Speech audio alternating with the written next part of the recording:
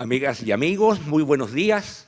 Bienvenidos a esta actividad, a este encuentro con el columnista, escritor, observador inteligente de la realidad política venezolana y latinoamericana, Alberto Barrera Tisca. Vamos a tener una conversación hoy día sobre el populismo, sobre este fenómeno político fuera de libreto siempre, tan espontáneo, tan arrebatador, tan entretenido, tan épico, algunas veces también tan tóxico. La verdad es que la idea es nuestra, más que redimir o condenar al populismo, lo queremos en esta conversación entenderlo. Eso es lo que más queremos. Y queremos partir sobre todo desde clarificando, digamos, qué entendemos por populismo. Para mí personalmente, y agradezco mucho la invitación de Puerto Idea, para mí es un privilegio poder conversar con Alberto Barrera y es un privilegio tener este encuentro con ustedes y es un privilegio incluso estando Ascanio Cavallo aquí, digamos, ¿no? De quien yo siempre he dicho, y no dejaré la oportunidad de repetirlo, digamos, que es un grandísimo columnista político y un esforzado crítico de cine. Ya, voy a darle la palabra a Ascanio porque queremos ponernos de acuerdo un poco en cuál es la noción que vamos a trabajar, sobre la cual queremos recortar el concepto de populismo. Gracias.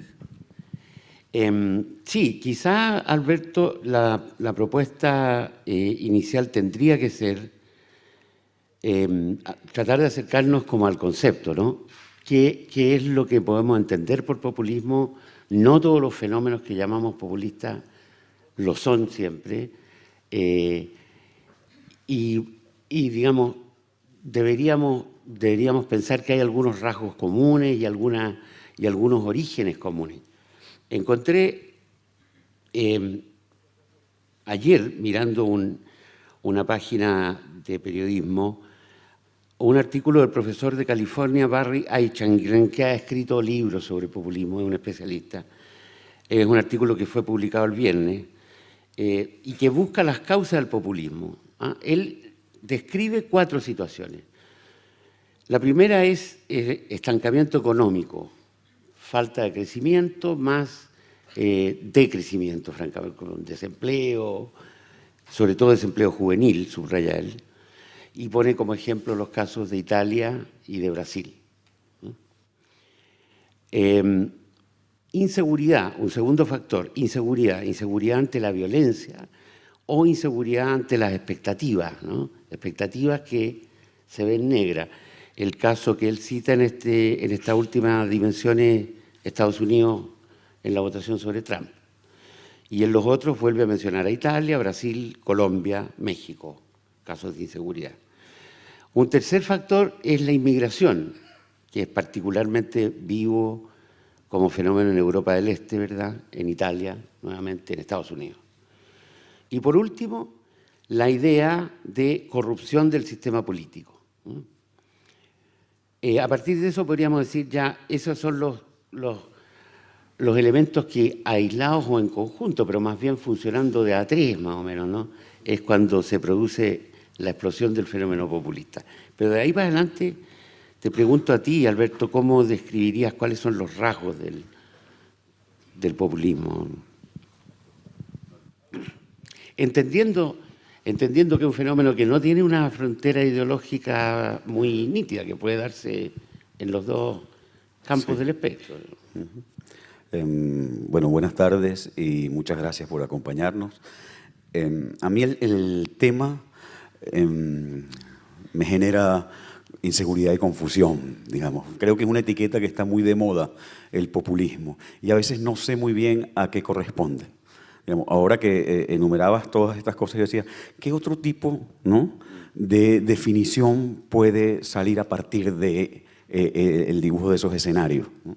O ¿por qué hay algunos países o experiencias que nos resulta fácil decir de inmediato es populismo y otras no. Por ejemplo, Duque en Colombia. No he oído que se diga que es un populismo, ¿no? Mentira, digamos, Steve Bannon siempre habla ahorita del nuevo populismo de derecha nacionalista y lo mete, pero es como un aliado, ¿no? En cambio, Bolsonaro de inmediato todo el mundo dice, ¿no? Entonces ahí hay un comportamiento como extravagante. A mí me resulta confuso, he leído estas cosas. Enrique Krause tiene un decálogo sobre el populismo, donde también pone una serie de características. Yo siento que hay como 3 elementos que podrían funcionar, digamos, o que se me ocurren. Uno es una idea de pueblo, ¿no? Y esa idea de pueblo tiene algo como de pueblo original, de una unidad, ¿no? Una visión casi como romántica, de que hubo una comunidad pura en algún momento, que se ha roto o que está amenazada por el mercado, por los extranjeros, por la corrupción, por los ricos, ¿no? Entonces, y que está siendo explotada. Exacto. Y que están siendo explotados porque ellos son justos, puros, íntegros, digamos, y hay una élite que lo explota. Exacto. Sin importar, como decía Escanio, las ideologías. Frente a eso hay un líder, ¿no?, carismático que encarna un poco a este pueblo. O que produce un relato nuevo, una narrativa donde ese pueblo se reconoce de repente en una circunstancia determinada. Y hay, que es un elemento que a mí me interesa mucho, una dimensión religioso o mágico-religiosa que se establece, en el que este pueblo además cree que casi como que de manera automática la complejidad de la realidad se resuelve o se puede resolver a través de esta persona. Un ejemplo que se me ocurre rápidamente. AMLO en México acaba de ganar. Bueno, acaba de ganar, no ganó, la verdad que hace mucho, y va a asumir la presidencia el 1 de diciembre.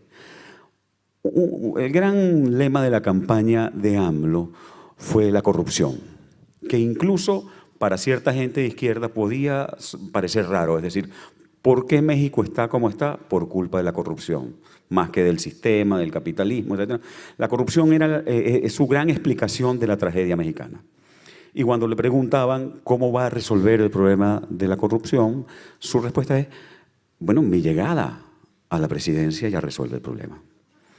Pero él cree en sí mismo y cree que su imagen, su honestidad, su pureza, por decirlo así, entre comillas, ya se convierte en un acto que transforma la realidad. Pero así se lo vendió, y bueno, supongo yo que algún mexicano o no cree en eso. Es decir, que su llegada produce una solución mágica al más grande problema que puede tener una sociedad como la mexicana, que es la corrupción. Yo creo que como en esos 3 elementos, en la combinación de esos 3 elementos podría empezar una conversación quizás sobre el populismo, o podríamos seguir avanzando, ¿no?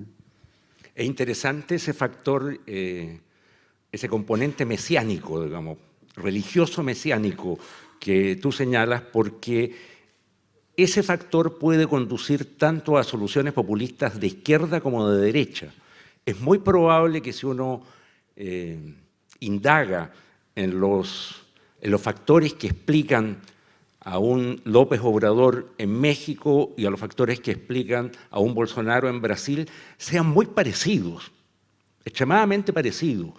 Temas de corrupción, temas de inseguridad, temas de crisis económica también. Pero en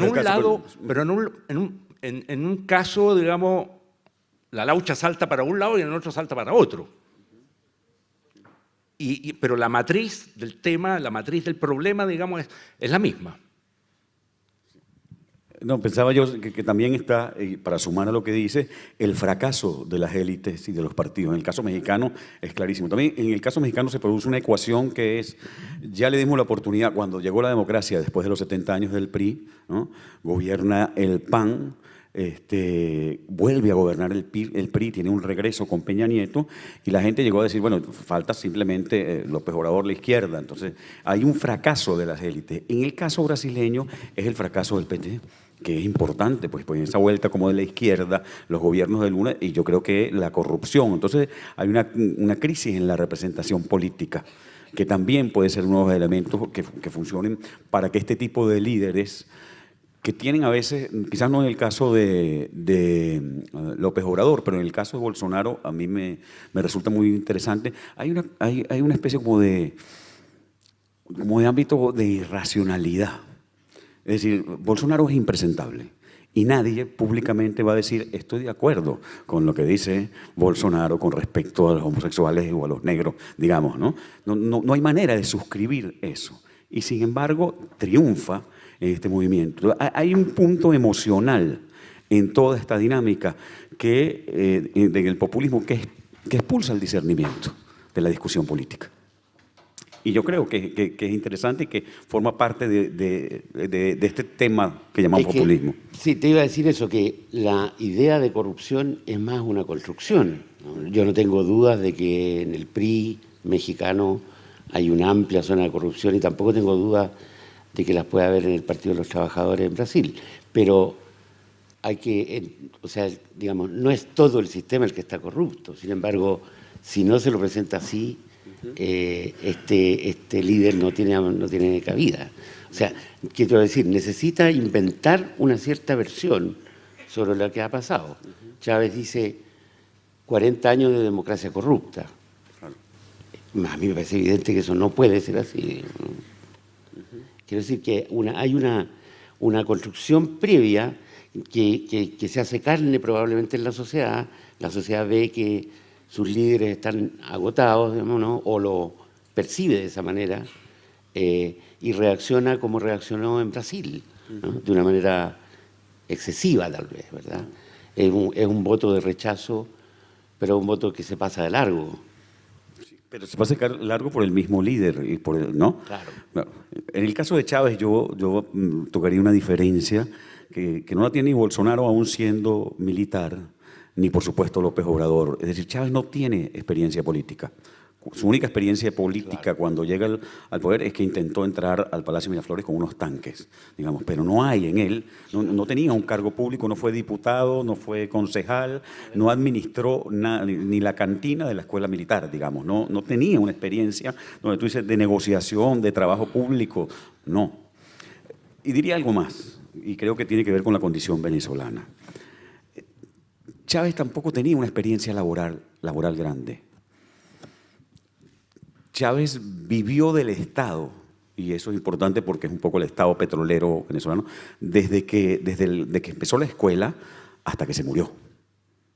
No es un hombre que tuvo que enfrentar, agarrar su currículum y tener que ir a pedir un trabajo, un préstamo. No, su vida fue el Estado, incluso cuando pasó 20 años conspirando dentro del ejército, en contra del Estado, digamos, pero siempre estuvo como mantenido en esa relación. Entonces, si él entra a la política de otra manera, vive la política de otra forma, y yo lo digo a favor de Bolsonaro, incluso con todo lo que tiene, es un hombre que ha pasado por el Parlamento y ha tenido que enfrentar incluso a derrotas, en lo cual también López Obrador pues, sabe negociar, sabe manejar la diversidad, sabe manejarse con el otro. A mí me produce cierta curiosidad la forma en que se desarrolla este fenómeno y te quiero llevar a un plano más personal en este sentido, porque tú viviste, digamos, críticamente este proceso. ¿Qué pensaste tú a las 6 de la tarde del 4 de febrero de 1992, cuando Chávez está en el fuerte rindiéndose?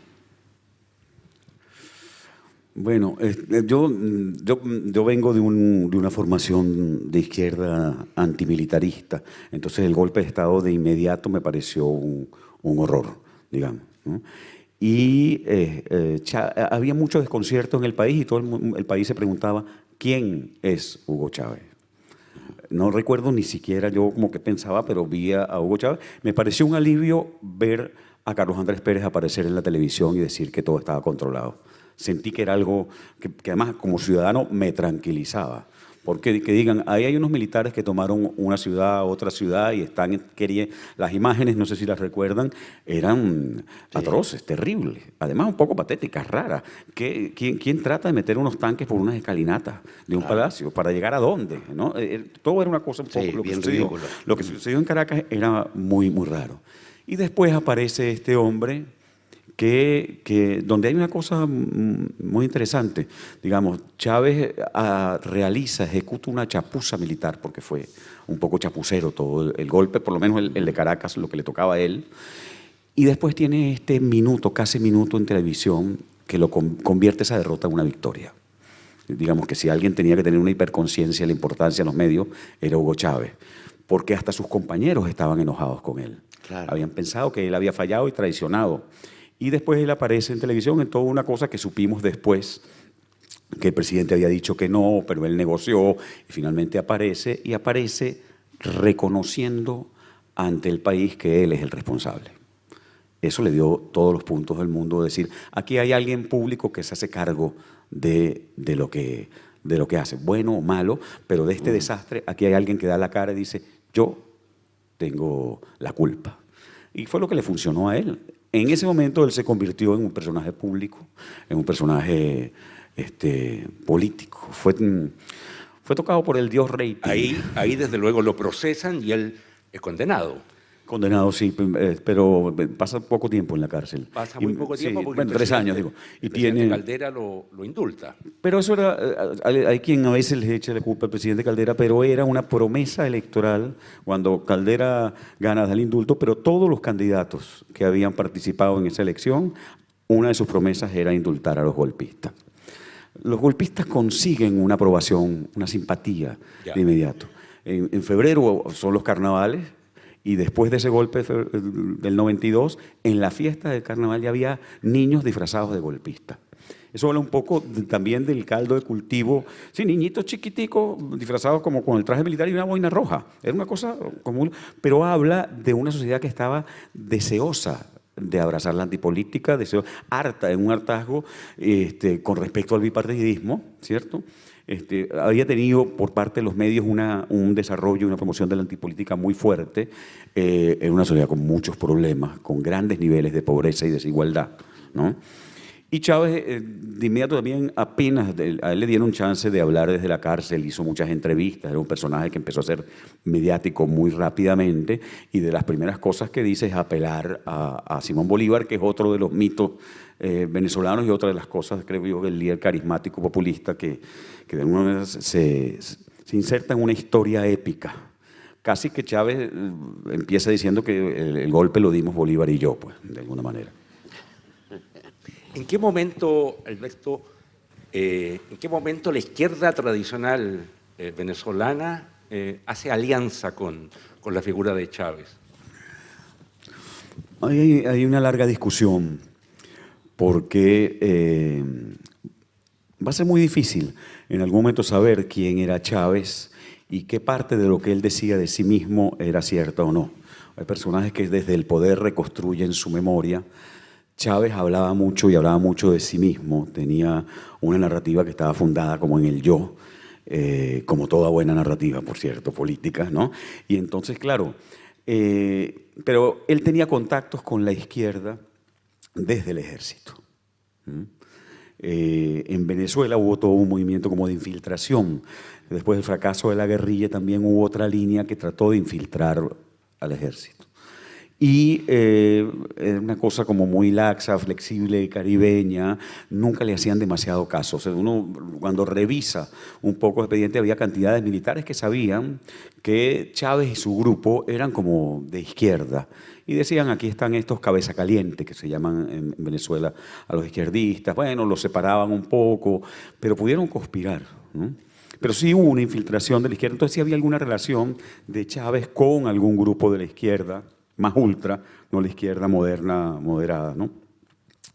Después, cuando Chávez sale y empieza como una campaña, Chávez hace una cosa muy importante, creo yo, para su carrera, que es que sale de la cárcel y comienza a recorrer el país. Y pasa años recorriendo el país, pueblo por pueblo, y haciendo algo que hizo Betancourt, padre de la democracia un tiempo, que es como fundando un partido y llegando a decir, la persistencia de Chávez era impresionante, ¿no? Una cosa que mucha gente olvida o no sabe, digamos, es que democracia en Venezuela, democracia civil, digamos, hubo solamente 40 años, ¿no? En el momento en que Chávez gana las elecciones, se han cumplido menos de 40 años del Pacto de Punto Fijo, ¿verdad?, que termina con una de las peores dictaduras de América Latina, Sí. la de Pérez Jiménez, pero como que 40 años después eso está olvidado, ¿no? Pues yo quiero pensar que no, digamos. Creo que todavía persiste un ADN democrático, pero sí es cierto que Chávez se montó sobre algo que es muy nuestro, que es una tradición militarista. Es decir, esos 40 años de democracia estaban ahí, pero detrás de eso hay siglo y medio de caudillos militares enfrentados y peleas. Entonces la figura del hombre a caballo, ¿no?, de que la historia la hace el hombre fuerte, el hombre de armas, todavía es un fantasma que rondaba la vida venezolana. Y posiblemente sea la peor herencia de Chávez, más allá de la ideología o de lo que se pretenda como socialismo del siglo XXI. La tragedia venezolana pasa ahorita también por cómo devolver o regresar a los militares a los cuarteles. Esa es la gran pregunta también para el futuro, ¿no? Chávez habló de la unión cívica militar, les dio beligerancia a los militares, posibilidades de votar y de participar en los actos públicos, llenó su gabinete de ministros militares, gobernadores militares, militares en los bancos, en los puestos de desarrollo público.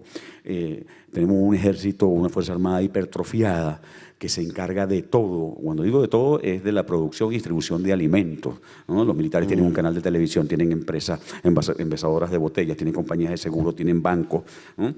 ¿Qué hace una sociedad o una sociedad civil? ¿Qué hace la ciudadanía frente a esto? ¿Cómo haces un pacto y dices, a ver, señores, pueden regresar, ¿no?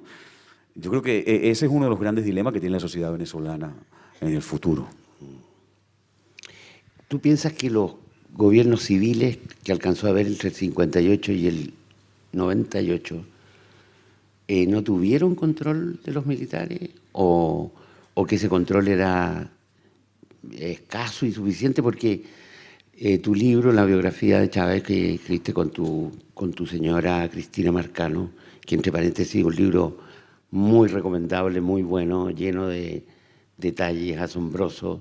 Una de las cosas más asombrosas que contiene es la libertad para conspirar que tienen los militares, digamos, ¿no? Sí. La cantidad de grupos de militares que hay reuniéndose con distintos objetivos. Deliberando, pero con conocimiento de los comandantes, digamos, sin... Sí, y además con reuniones clandestinas con líderes que habían estado en la guerrilla, claro, viajes a Libia. Sí es sorprendente, ¿no? Y habla... Yo no sé si de libertad o de falta de tomarnos en serio, ¿no? Digamos, de pensar que eso era un peligro. Nosotros sentimos, porque hablamos incluso, hubo un intento en algún momento como también de rebelión militar, unos tanques que fueron de una ciudad del interior a Caracas y después se devolvieron, algo todo muy confuso. Estaba un ministro del Interior encargado, pero después no hubo grandes sanciones. Ahí estaba Chávez y estaban otros, y lo que hicieron fue separarlos. A los militares los mandaron a diferentes guarniciones, pero no los sacaron del ejército, no los que hicieron una investigación. Era una sociedad como muy confiada y muy inocente con respecto a sí misma y al peligro que podía representar Chávez, digamos, ¿no? Es lo que siento, porque si uno ve la historia resulta un poco como sorprendente. Claro, no, yo digo porque es como descontrol político, o sea, si el general X de una unidad del sur chileno se le ocurre ir a visitar a Bolsonaro, claro, y nos enteramos, sí, armamos un lío, digamos, claro, armamos un escándalo institucional. Pero aquí da la impresión de que no había tal lío. Aquí quien se comportó así, empezó a comportarse, fue el gobierno de Chávez, digamos, ¿no? Con un control muy estricto, con mucha más seriedad, inflexible, incluso con sus presos políticos. Es sorprendente la actitud, digamos, del gobierno de Chávez y de Maduro con respecto a los presos. Es sorprendente con respecto al trato que recibió Chávez. Chávez podía recibir visitas, tenía bibliotecas, entraban periodistas, lo entrevistaban, aparecían todos ellos fotografiados, casi que tenían círculos de estudio, fiestas. Aquello era de una tranquilidad, ¿no? Yo no creo que esa inocencia regrese al país, más nunca. Creo que fue una de las cosas que se perdió. Ahora, pero pasan 6 años desde esta escena que has descrito tú, los tanques entrando en Miraflores, digamos, golpeando la puerta prácticamente de Miraflores. Pasan 6 años apenas y gana las elecciones, ¿verdad? Y lo tenemos los primeros días del 90. Cuando empieza el gobierno, sí, sí. asumiendo el gobierno, digamos. ¿Qué pensaste tú en ese momento? Porque ya teníamos una pequeña historia, digamos, acumulada. Sí, en ese momento, nosotros vivíamos en México en el 98. Regresamos en el 2002. Estábamos en México en una cosa de trabajo. Íbamos mucho a Caracas, votamos en la embajada, ¿no?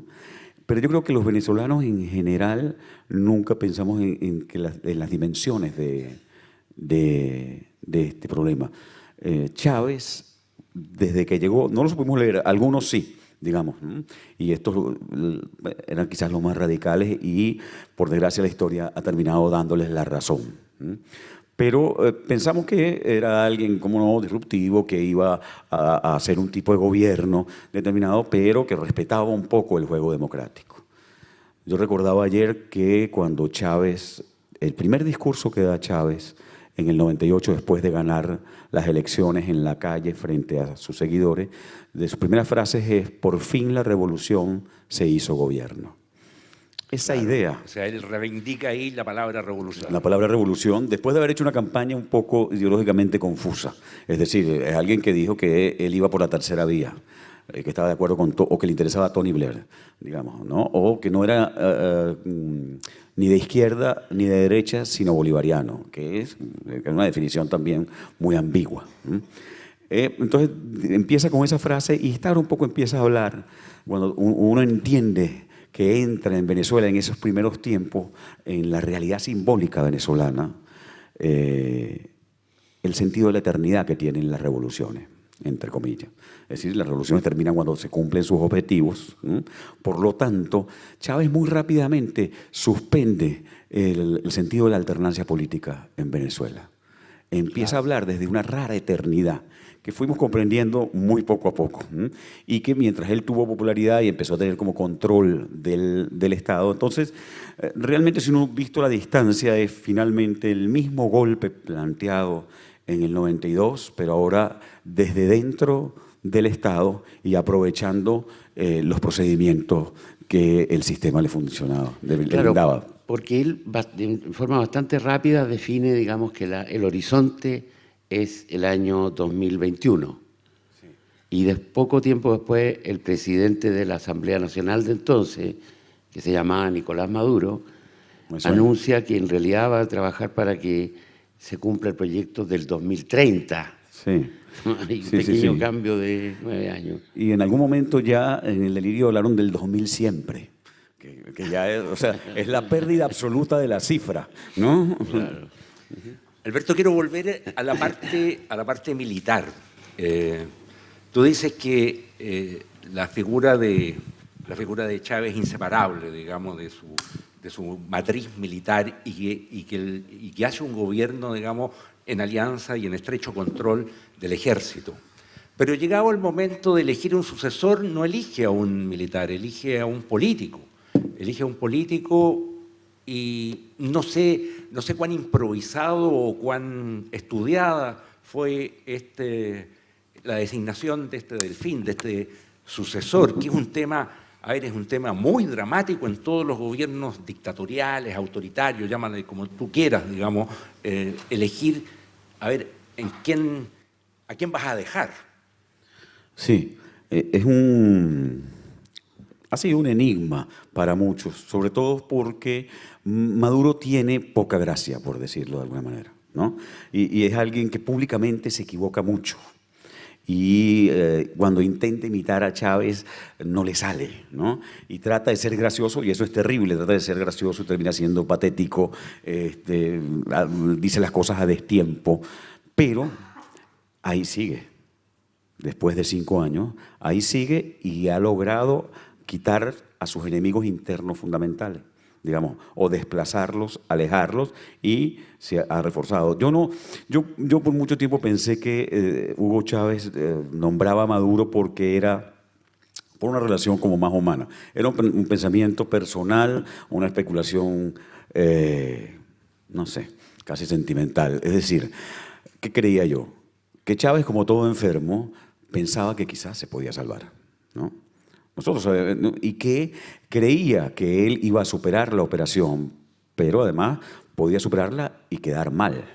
En ese análisis de decir quién de todos estos es el más fiel conmigo y leal, y pensé que ahí sacó una ecuación y dijo, pues Nicolás Maduro. Es decir, que si yo quedo medio choreto, que decimos en Venezuela, choreto es como, ¿no? Maltrecho, ¿no? Con una mano para acá y sin poder hablar bien, ¿no? Y tengo que hacer ojitos, Nicolás va a ser alguien que me va a respetar y va a funcionar y va a seguir manteniendo mi legado. También yo creía, digamos, que de alguna manera, si él hacía el cálculo de que moría, Nicolás Maduro podía garantizar mejor su posteridad. Hay algo que yo creo que es cierto, es decir, Nicolás Maduro todavía no vive en la casona presidencial, que es una casa que yo creo que él, sus hijos, su mujer quizás hubieran querido vivir. Tiene piscina, cancha de bowling, bueno, es enorme. Es la casa del presidente. ¿Dónde vive? No se sabe muy bien, creo que en el Fuerte Tiuno no se sabe. Pero ahí vivían las hijas de Chávez hasta hace poco, no sé si siguen ahí. La menor está en Nueva York, pero la mayor puede estar ahí, ¿no? Entonces, hasta hace poco las hijas de Chávez estaban ahí. Nicolás siempre hablaba y protegía un poco, y lo hizo, proteger el legado de Chávez, o sea, salvar a Chávez de su obra, que es todo este desastre. Nunca hemos visto a Nicolás Maduro saliendo diciendo la culpa es del gobierno anterior. Ustedes se acuerdan de todo lo que hizo Hugo Chávez, ¿no? En ese sentido ha sido también leal. A esto habría que poner quizás la relación con los cubanos, que es fundamental, y Nicolás Maduro es un hombre mucho más cercano a los cubanos, incluso por historia personal, que Diosdado Cabello, por ejemplo. Entonces, son varios elementos que pueden estar funcionando ahí. Oye, una situación que ha golpeado al resto del continente precisamente en la dirección del populismo, por lo menos en un caso claro, es el del exilio venezolano, el de la emigración masiva, digamos. Contamos 2,6 millones de venezolanos salidos de Venezuela hasta ahora, más o menos, ¿verdad? Con la perspectiva de que podrían salir otros 2 millones más. Solo el consulado chileno tiene 500.000 solicitudes a la espera. Y esto, donde golpeó, parece en forma particular, es en Brasil, ¿no? Donde la frontera solía funcionar hacia el otro lado. Los brasileños querían pasar al país rico y promisorio que era Venezuela, y hoy día los venezolanos entran en masa a Brasil. Bolsonaro usó expresamente el caso Venezuela en su campaña, y parece que con bastante éxito, ¿no? Bueno, el caso venezolano ha sido utilizado en todas las últimas campañas, en la de AMLO también, en la de Duque.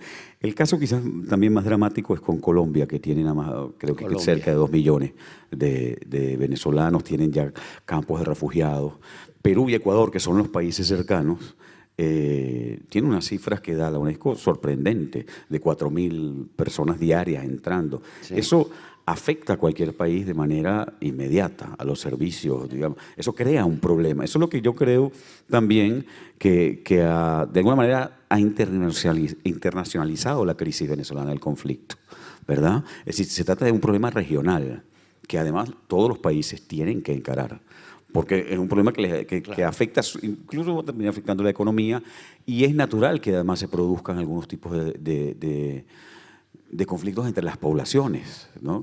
Que ven llegar una masa desde afuera a disputarles el mercado laboral, los servicios, ¿no? No es sencillo, sobre todo en un pueblo como el venezolano, que no estábamos acostumbrados a migrar, que no sabemos hacerlo, estamos aprendiendo, ¿no? Nosotros venimos esto ayuda a un repensarnos a nosotros mismos. Nosotros estamos hablando de que nos queríamos el país rico de América Latina. Claro, ¿no? Incluso desde la narrativa chavista tenemos las reservas de gas más importantes del mundo, etcétera, etcétera. Y ahorita nosotros que contratábamos a los otros para que hicieran los servicios, peruanos, ecuatorianos, digamos, ¿no? Que venía la migración pobre de hacer los trabajos, tienen que salir afuera. Por eso que es interesante cuando Maduro habla de la migración y la quiere descalificar, dice que no sabe qué hacen, bueno, allá los venezolanos que estén limpiando baños en el exterior, que te habla un poco de la mentalidad del rico venezolano, que piensa que limpiar baños es algo indigno, menor, terrible, y que lo tiene que hacer otra gente y no un venezolano. Yo creo que toda esa mentalidad cambia y obliga a esto, ¿no? Pero se convierte en un problema, creo que tarde o temprano va a ser un problema cada vez más fuerte. Es lo que ha hecho que la presión internacional crezca ahorita sobre Venezuela. Entonces, estamos en un momento terrible porque hay la más alta presión internacional que ha existido nunca, la mirada más dura y cuestionadora sobre el gobierno, pero con unos escenarios de salida totalmente agotados y con una oposición, un liderazgo de la oposición diezmado. Claro, yo te quería enfatizar más bien en la paradoja de que esto conduzca precisamente a regímenes que vamos a llamar populistas en forma genérica, digamos, pero de derecha, y de derecha, una derecha que podríamos llamar por lo menos inmoderada, digamos, ¿no? Que es el caso de Duque en Colombia. Uno casi no se imagina a Duque elegido en un periodo que no hubiera sido con la presión de la inmigración venezolana. O sea, como que el factor dirimente, digamos. Y en el caso de Bolsonaro probablemente haya factores más importantes, pero es uno más, uno que no existía tampoco antes. Yo tengo que confesar que a mí cada vez me cuesta más toda esta dinámica. Ayer estábamos con el Pato Fernández y con Carlos Manuel Álvarez tratando de dilucidar el tema de la izquierda y de la derecha. Y resulta como muy complicado, digamos. Sí. Me cuesta incluso decir, y decíamos nosotros, que quizás necesitamos un nuevo lenguaje, porque pensar en Cuba o en Venezuela como gobiernos, yo ya no digo ni de izquierda, sino más progresistas, distintos, revolucionarios, todo esto con muchas comillas. Digamos, no me sirve el lenguaje para definir estas realidades, ¿no? Es decir, yo creo que estamos en un momento de cambios tan impresionantes que tú dices, a ver, ¿dónde nos ubicamos? ¿Qué señala eso que decimos izquierda? ¿A qué alude? ¿No? O derecha. Hay unas cosas heredadas, asociadas como per se, y a veces pues, siento que están en cuestionamiento. Y a veces me temo que el término populismo rápidamente puede caer o llegar a desgastarse de la misma manera, ¿no? Fíjate que algunos gringos cuando hablan de esta cosa y hablan del populismo de derecha nacionalista, Sí. son demasiadas cosas para hablar de Trump, Bolsonaro, Macri, Duque, en términos de una alianza con respecto a la región, ¿verdad? Pero esa alianza tiene que estar polarizada con respecto a otro. ¿Y ese otro quién es? Maduro. Maduro se puede parecer mucho a cualquier, ¿no? O no sé muy bien qué va a hacer AMLO, ¿no? AMLO tiene el problema al revés, que los inmigrantes son los mexicanos. Claro. Bueno, y ahora tiene el problema que los centroamericanos están haciendo todo esto. Claro. La paradoja de que quizás sea finalmente México y AMLO quien termine construyendo un muro, pero hacia abajo. Claro. No, tú tienes, yo estoy de acuerdo contigo en que se nos agota el lenguaje para hablar de estos fenómenos. Digamos, yo quizás la cosa más confusa que existe en Europa hoy día es la situación de Italia, ¿verdad? Donde hay una alianza entre un grupo de derecha como la Liga del Norte que incluso tiene ciertos sesgos secesionistas, le gustaría hasta separarse de Italia, claro, llevarse a Turín y Milán para la casa. Y es una alianza con un grupo que se define de izquierda, como es Cinco Estrellas, claro, ¿verdad? Un poquito farsesco, pero igual se define de izquierda. Mientras que toda la Europa del Este, ¿verdad? La Europa que era soviética, la Europa que estaba bajo dominio de Moscú, hoy día es casi fascista, ¿no? Hungría, Polonia, Checoslovaquia, en fin, son regímenes que están sumidos en una ola autoritaria de derecha muy anti-inmigración, probablemente la mayor, digamos, resistencia a la inmigración en el mundo está ahí. Entonces ha generado un fenómeno que donde uno se pregunta, digamos, teniendo una idea clásica de las izquierdas y las derechas, si efectivamente la podemos mantener hoy día, o vamos a tener que vivir más bien de estos caudillos. Pero relacionados con el populismo, para volver, yo creo que es indispensable la idea del líder, Por lo tanto, ¿no? Dependemos líder, un poco, claro. digamos, el líder que Sí, encarna a este sí. pueblo y que establece una relación mágico-religiosa con el pueblo es el que define, ¿no? unipersonal, digamos. Exacto. Sí, claro. Entonces, en ese sentido, nos resulta, creo yo, mucho más fácil hablar de populismo en términos de Bolsonaro, Chávez, que de Macri o Duque. Porque su realización personal, digamos, su performance, ¿no? Su espectáculo es incluso menos vistoso. Y eso ayuda, pero eso nos da la idea, o no sé si será real, la apariencia de que son más institucionales. Y yo creo que esa es la otra gran dinámica con el populismo, es decir, que tiene que ver con el tema de las formas en nuestras sociedades. La parte más terrorífica de lo que dice Ascanio cuando se refiere a los populismos de Europa es que Europa no es la primera vez que está ante ese proceso y esa descomposición, de esa generalizada desconfianza en la democracia liberal, porque eso ya lo vivió Europa en los años 20 y 30, digamos, y ya sabemos cuál fue el desenlace de eso. Y hablando de desenlace, te quiero hacer la pregunta del millón. ¿Cuál es el desenlace de Venezuela, Alberto? ¿Cuál es el desenlace? Yo creo que este es el momento de darle preguntas al público. No, es que no. A ver, la situación venezolana es trágica, digamos. Nosotros pongamos 3 escenarios de salida en general. Una salida que es la salida democrática vía elecciones, la salida electoral. A partir del 2015, cuando la oposición gana el Parlamento de manera impresionante, yo creo que el chavismo lee muy bien eso y decide que no va a haber más elecciones limpias, libres, como en Venezuela. Incluso decide desconocer ese resultado. Claro. De hecho, despoja a esa asamblea de todo poder. En el fondo la destituye. Claro. Y bueno, le quita el sueldo, la mantiene porque no puede y termina retrasando otras elecciones, no haciéndolas, evitando el referendo revocatorio que está en la Constitución. Adelantando la última. Adelantando una última, inventando esta Asamblea Nacional Constituyente y ya no hay ni siquiera la confianza, ni siquiera dentro de los líderes de oposición que podían estratégicamente o no, hay ya toda una discusión sobre si participar o no. Pero por lo tanto la salida electoral está agotada. Está agotada y al agua. La salida de una sublevación, una insurrección, popular o militar. Yo creo que la salvaje represión del 2017, ¿no? 2014, pero 2017, sobre las manifestaciones de estudiantes, ¿no?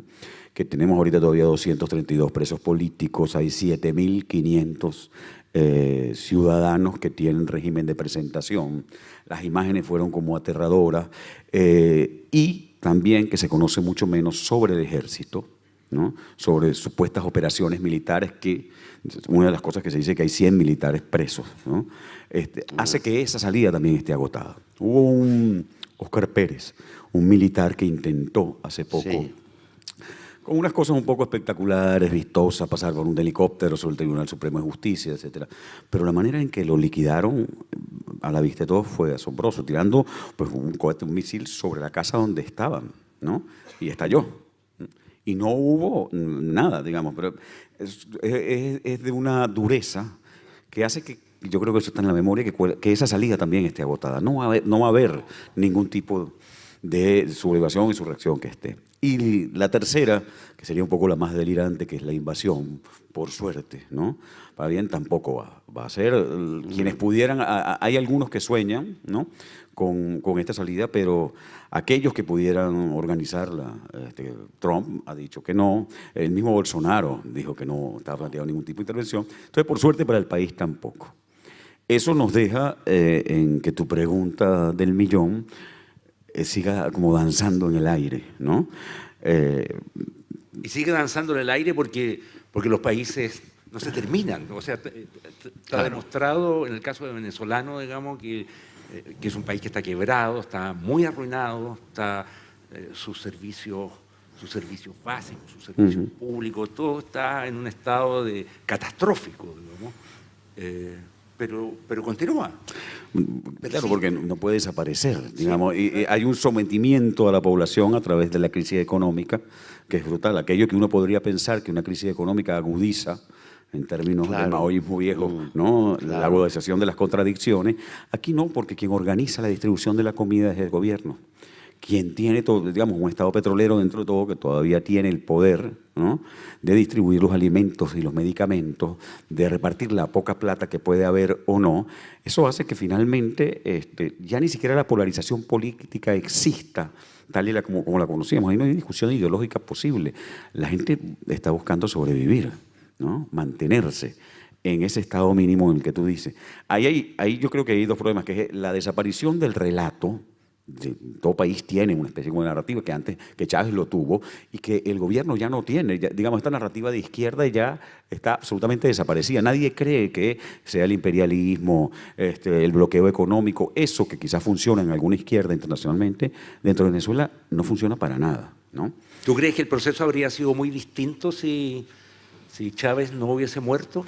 Es un enigma, yo creo que es parte de la misma historia natural. A ver, porque lo que te dicen, al menos los partidarios, los más partidarios, los que veían con mayor simpatía el proceso, es que Maduro no estuvo a la altura, digamos, del liderazgo que tenía Chávez y que el proceso ahí se descompone, entra en un proceso de descomposición. El problema es cómo hubiera reaccionado Chávez y hubiera puesto a prueba su carisma frente a la crisis económica. Eso es distinto un petróleo a $140 de un petróleo a 70. Sí, o a 40. Claro, exacto. Entonces Chávez, que tenía las grandes promesas. Si uno ve ahorita, hace poco en Transparencia, la ONG puso en su site una lista con imágenes de todas las obras que el Chávez saudita inauguraba y prometía. Y aquí va a haber una línea de tren de aquí hasta allá, y aquí un puerto, y con los presupuestos asignados, $600 millones, $50 millones. No hay nada. Las obras, por supuesto, pero el dinero tampoco, digamos. Lo que se robó, la corrupción en estos 10 años de la bonanza petrolera fue enorme. Entonces, claro, también gobernar sin dinero, yo creo que Chávez hubiera sido igual en la reacción represiva. Posiblemente lo hubiera manejado mucho mejor porque era un tipo más inteligente, con más talento comunicativo, con más empatía con lo popular, Claro, digamos, ¿no? Pero Maduro ha demostrado que, aunque no tenga nada de eso, aunque se equivoque, aunque hable con pajaritos, aunque no importa, es decir, sigue ahí. Digamos, cumple con su tarea, con su deber. Lo sacan y va a dar la cara, va y dice su discurso, hace lo que tiene que hacer y repite todo el tiempo, no me importa que me llamen dictador, digamos. pero eso casi conduce a la conclusión de que las crisis económicas, digamos, y las más dramáticas incluso, no conducen a ninguna racionalidad política. Estaba pensando en que lo que acabas de mencionar tú, digamos, hoy creo, o ayer, se cumplen exactamente 100 años de la Primera Guerra Mundial, ¿no? La Primera Guerra Mundial dejó países arruinados y lo que salió de ahí fue el nazismo, digamos, y el fascismo. O sea, quiero decir, las formas racionales como que se hunden en la misma crisis.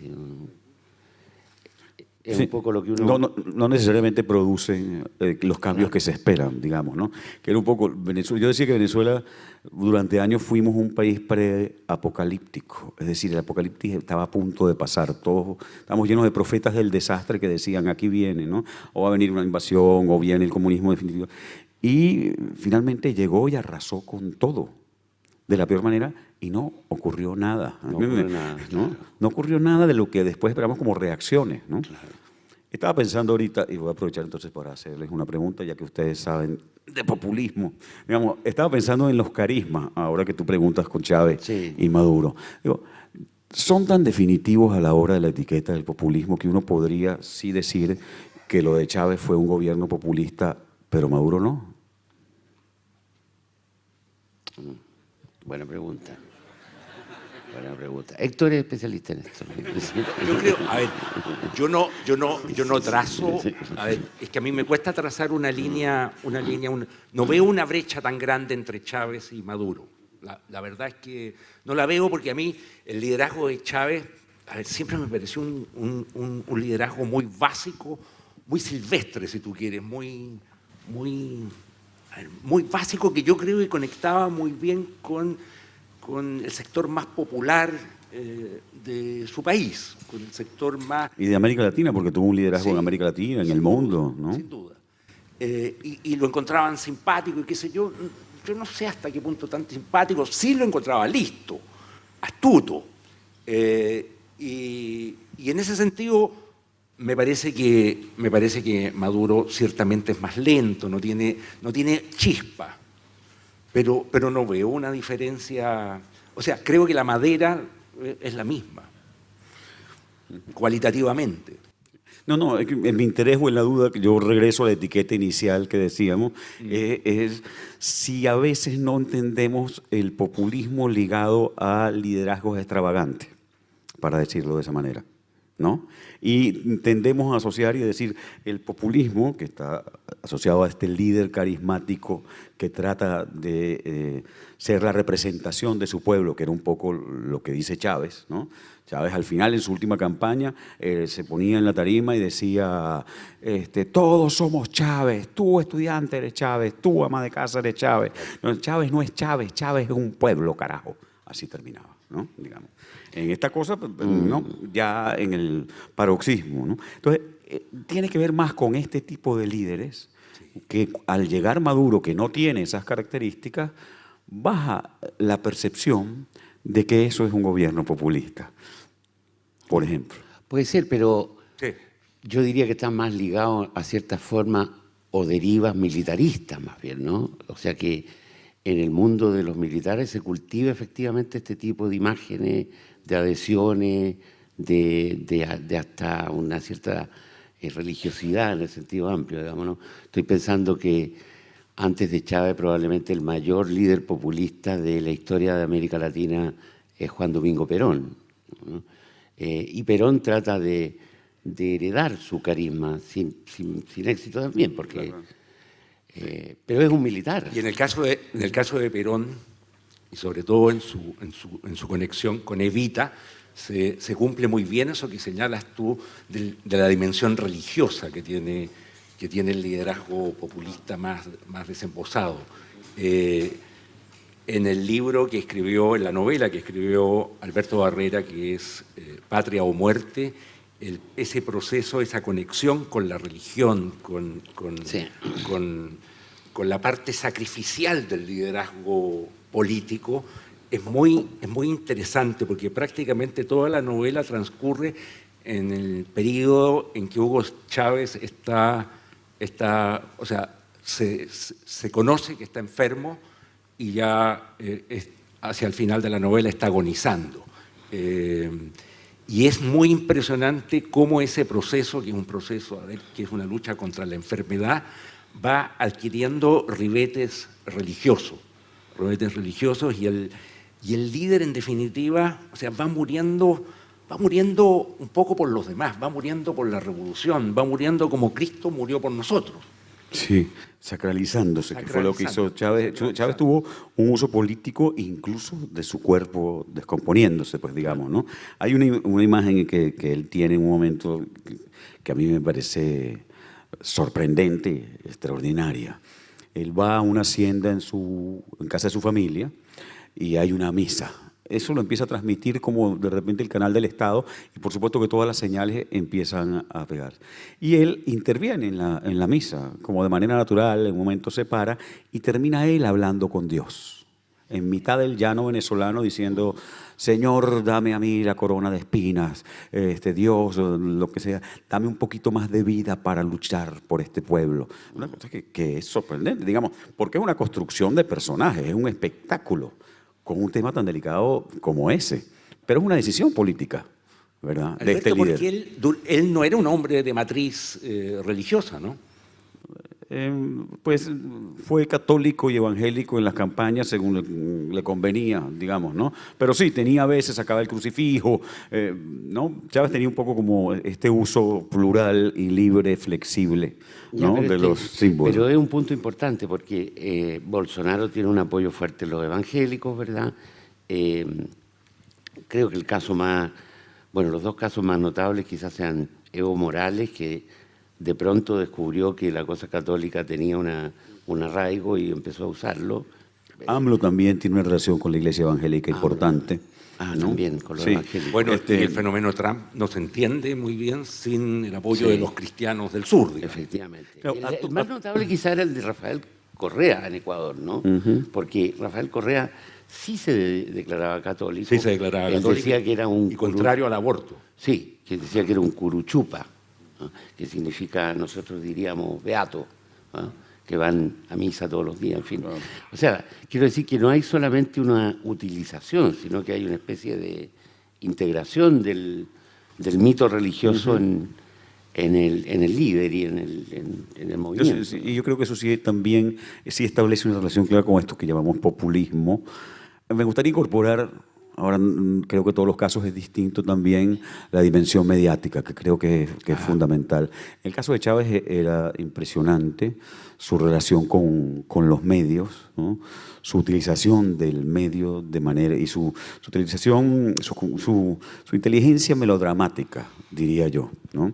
Es decir, Chávez no hablaba en sustantivos, no apelaba al lenguaje abstracto y de conceptos, estaba todo el tiempo con parábolas, metáforas, no decía aquí vengo y pienso que el problema del hambre es tal cosa, sino decía venía llegando para acá y venía corriendo por ahí una mujer flaca con el niño en la teta, me dijo Chávez, mírame y ayúdame. Lograba una atención inmediata. Podía hablar 9 horas y la gente decía sí, es agotador, pero ahí echaba un chiste, se daba cuenta que allá estaba distraído y le decía Pérez, te estoy mirando. No, se burlaba de sí mismo, hacía un anuncio importante que sabía que era fundamental para la ciudadanía, digamos, tenía una conciencia enorme de ese poder.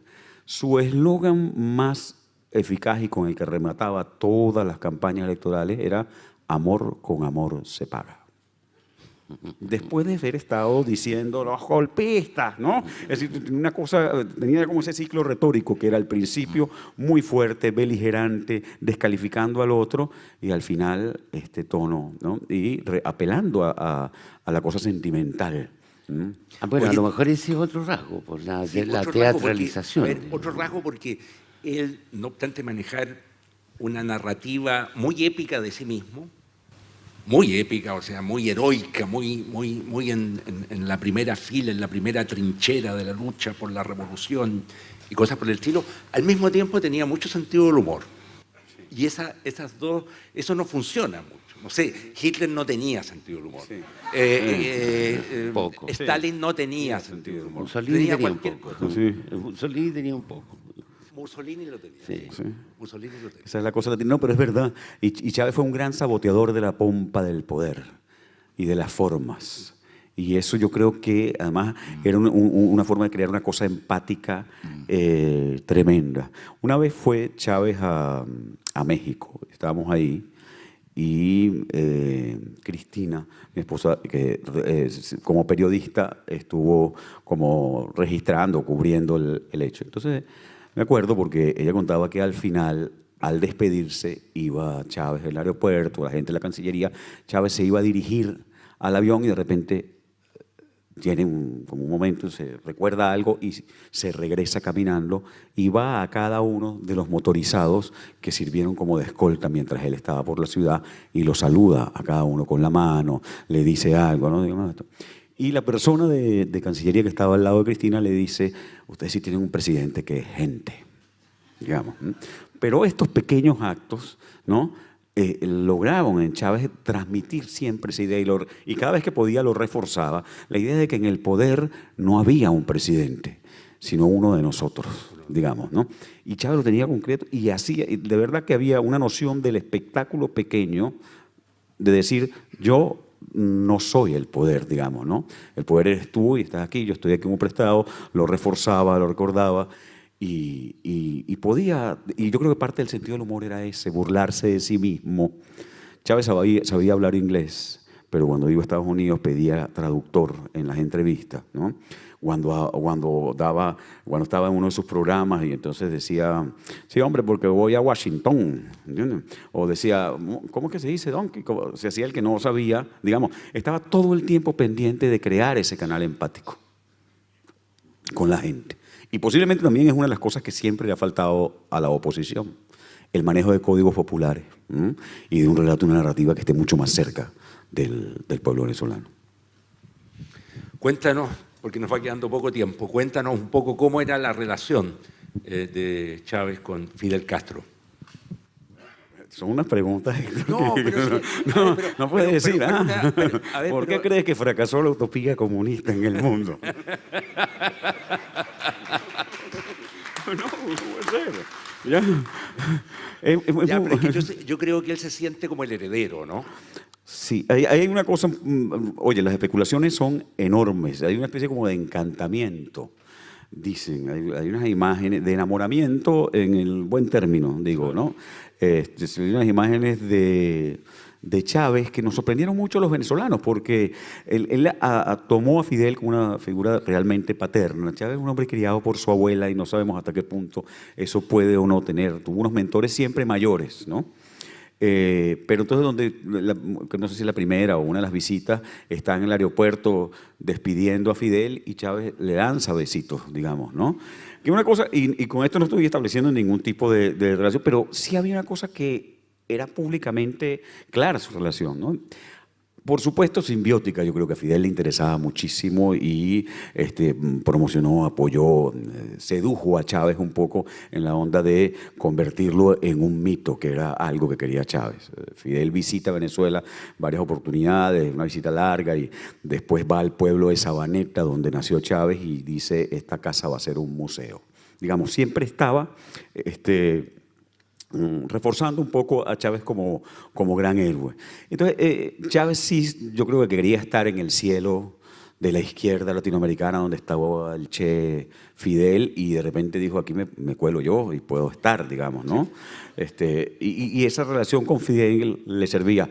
A Fidel, por supuesto, le funcionaba porque pues ya no tenía la Unión Soviética, el petróleo venezolano, era Se entiende mucho la claro. relación desde Fidel a Venezuela. Pero esa relación, pero es más sí, difícil entenderla para el otro lado, sí, ¿qué ganaba? ¿Y por qué a alguien le entrega un poco a otro país de esa manera? Sí. Un caso bien insólito. Sí, y va a haber, y eso yo creo que va a haber, digamos, van a pasar los años y va a tener que haber grandes investigaciones hasta qué punto y cómo fue la presencia, cómo ha sido la presencia cubana, esa relación en la que además, por ejemplo, Chávez, que tenía la oportunidad de tratarse en el hospital de Sao Paulo, donde se habían tratado, por cierto, otros expresidentes y presidentes el tema del cáncer, rechazó y decidió ir al CIMEC en Cuba, ¿no? En pos de su secreto, digamos, la confianza que él le dio a los Castro y qué fue lo que le dio Fidel, que quizás era como el reconocimiento, la aceptación, el liderazgo, y que él, por supuesto, soñó que al morir Fidel, quizás él heredaría ese rol, pero su cuerpo lo traicionó, digamos.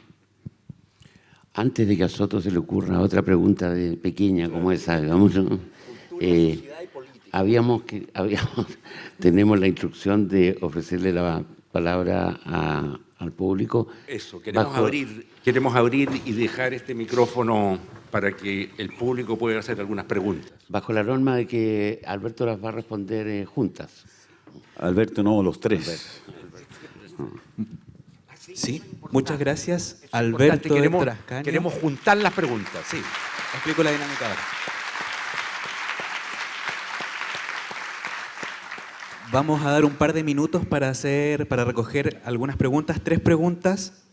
Se responden en conjunto a manera de cierre, porque así damos tiempo también para la firma de libros que va a ser aquí en el foyer del teatro. Ya, si alcanzamos a cumplir con los tiempos. ¿Los voluntarios van?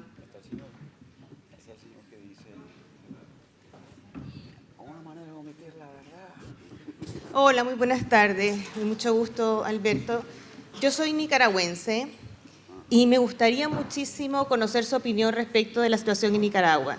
Como usted sabe, de abril para acá íbamos 500 muertos, cientos desaparecidos y cientos de personas presas, acusadas de golpistas de derecha. O sea, esta cosa a usted le podría parecer muy familiar. Y es un drama tremendo que yo como nicaragüense verdaderamente no le veo salida. Me interesa muchísimo su opinión, por favor. Refiriéndose a la diferencia entre populismo y liderazgo, quisiera que se refirieran al caso de Ecuador, que me parece muy emblemático la salida de Correa, la relación con el nuevo gobierno, si dejó de ser populista, no dejó de ser populista. Me parece un caso muy emblemático para tratar ese tema. Buenos días. Me gustaría preguntar sobre el auge y caída de estos líderes, porque en este concepto mesiánico, bueno, por lo menos Fujimori está en la cárcel y bastante mal. Correa está pidiendo asilo, aparentemente a Bélgica. En fin, ¿cómo se llama? Otros han muerto, porque la vida se terminó para Fidel Castro, se terminó para Chávez. En fin, en realidad, ¿cómo se llama? Uno ve que la caída de ellos ha sido distinta. A lo mejor me gustaría que se refirieran al auge y caída de estos líderes mesiánicos.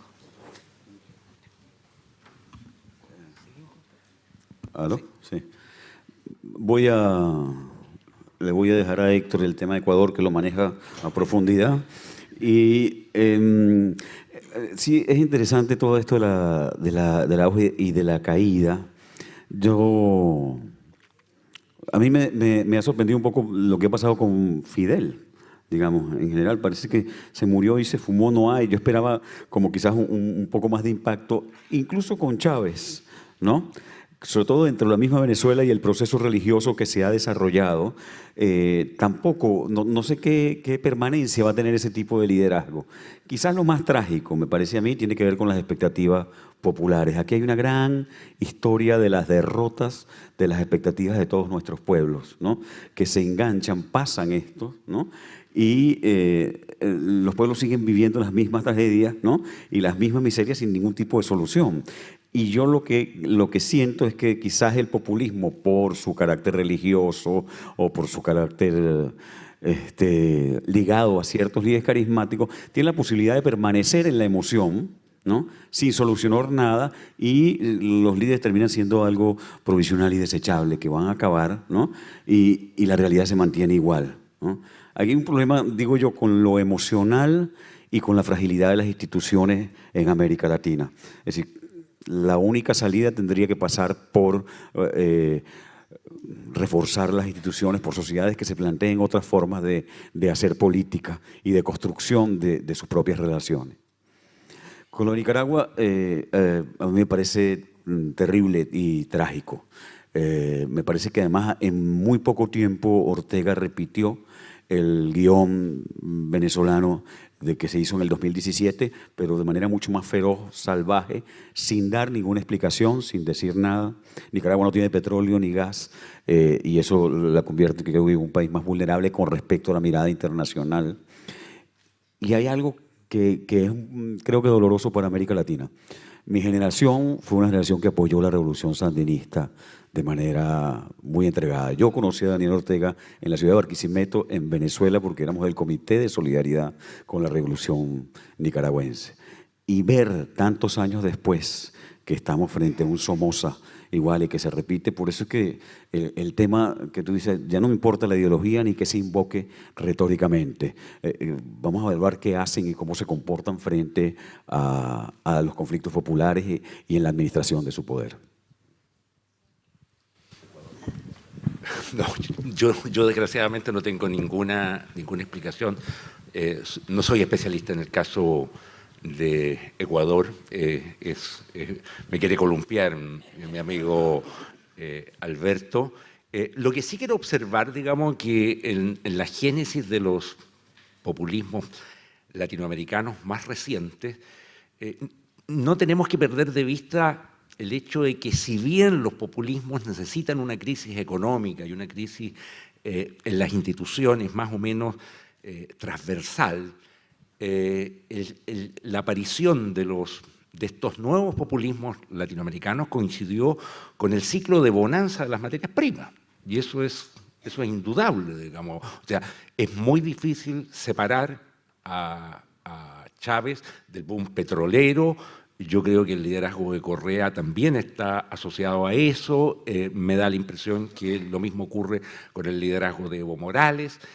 ¿Para qué hablar de lo que ocurrió en Argentina con los Kirchner? No sé, hay ahí una relación, digamos, es curioso, de mucha crisis, pero también de muchas holguras fiscales que permitieron, no sé, extender el bienestar.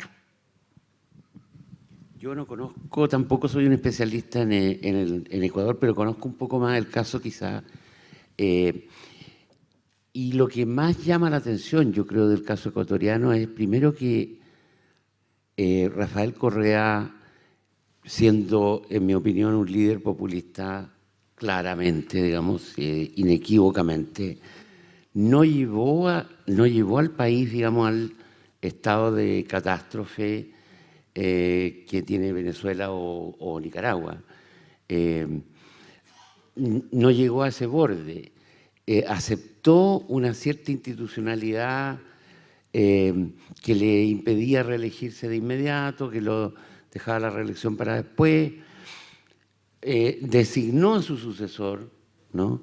Y lo más sorprendente del caso es que el sucesor desde el primer día empezó a dar señales de que iba a desmontar el aparato, iba a ser autónomo y desmontar el aparato de Correa, digamos, ¿no? De manera que la pugna ecuatoriana es un tipo de pugna bastante única y a lo mejor habría que estudiarla más, porque efectivamente es una especie de como de remedio al populismo puesto desde dentro, ¿ah? Y sin sangre, sin violencia, ¿no? Pero yo creo que tenemos que cerrar esto de una vez. Les queremos agradecer la compañía, la atención, la buena onda y terminamos con un aplauso a Alberto Barrera Tiza.